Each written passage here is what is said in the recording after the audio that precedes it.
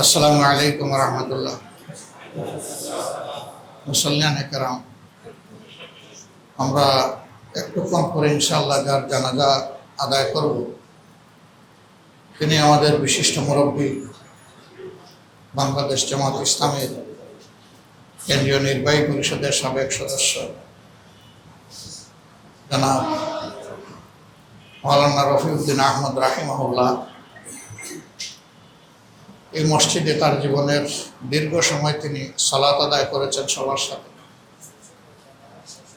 এবং পাশেই আমাদের কেন্দ্রীয় অফিসে তার জীবনের একটি গুরুত্বপূর্ণ কর্মময় জীবন কেটেছে। ওনার সমসাময়িক অনেকে হয়তো দুনিয়াতে এখন নেই, চলে গেছেন। আল্লাহ তাআলা তাদের সবাইকে ক্ষমা করুন। আবার অনেকে বেঁচে আছেন, আল্লাহ তাআলা আমাদেরকেও ক্ষমা করুন। আসলে দুনিয়া আসার মানে হচ্ছে যাওয়ার প্রস্তুতি নেওয়া, এবং এই নোটিশটা আল্লাহ তাআলা নিজেই দিয়েছেন সূরা মুলকের ২য় আয়াত, আউযু বিল্লাহি মিনাশ শাইতানির রাজীম, আল্লাযী খালাকাল মাউতা ওয়াল হায়াতা লিয়াবলুয়াকুম আইয়ুকুম আহসানু আমালা ওয়া হুয়াল আজিজুল গফুর। তিনি সেই মহান সত্তা যিনি তোমাদেরকে মওত এবং হায়াতের নিয়ামত দান করেছেন,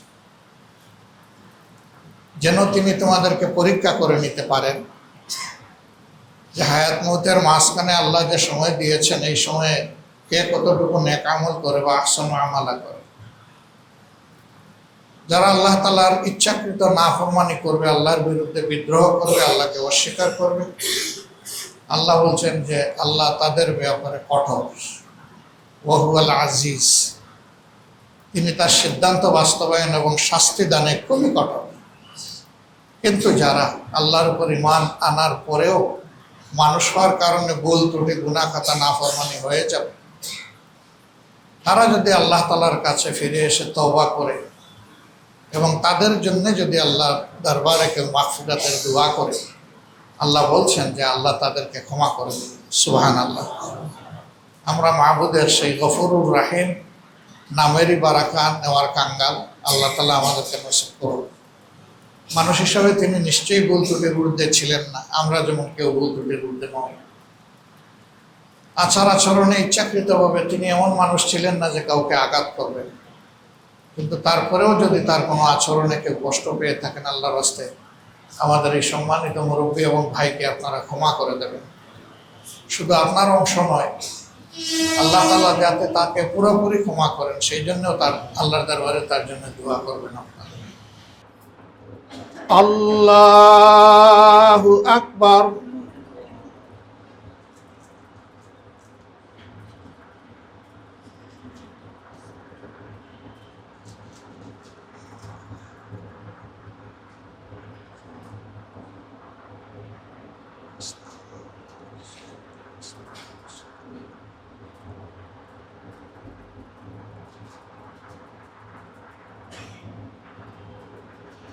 আল্লাহু আকবার।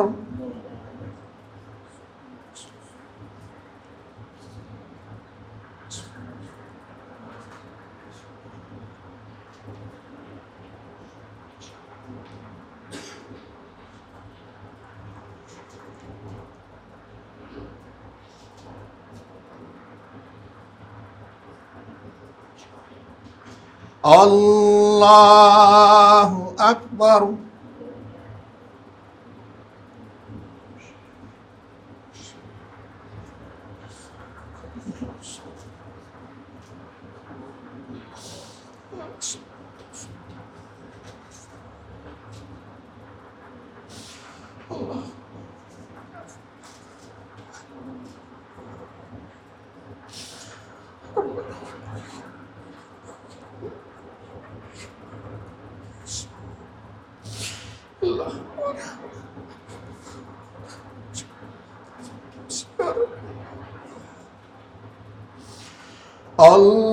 আল্লাহু আকবার। আসসালামু আলাইকুম ওয়া রাহমাতুল্লাহ। আসসালামু আলাইকুম ওয়া রাহমাতুল্লাহ।